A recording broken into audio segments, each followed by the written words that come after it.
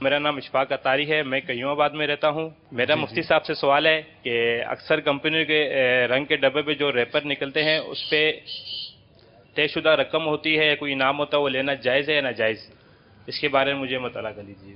Okay, چلیں اس کا scope بھی سوال کا میرے خیال میں 2-3 ڈائمنشن اس کی نکلتی ہوں گی۔ پینٹر کے لیے ہے، ٹھیکیدار کے لیے ہے، یا جو ڈبہ لا رہا ہے اس کے لیے ہے۔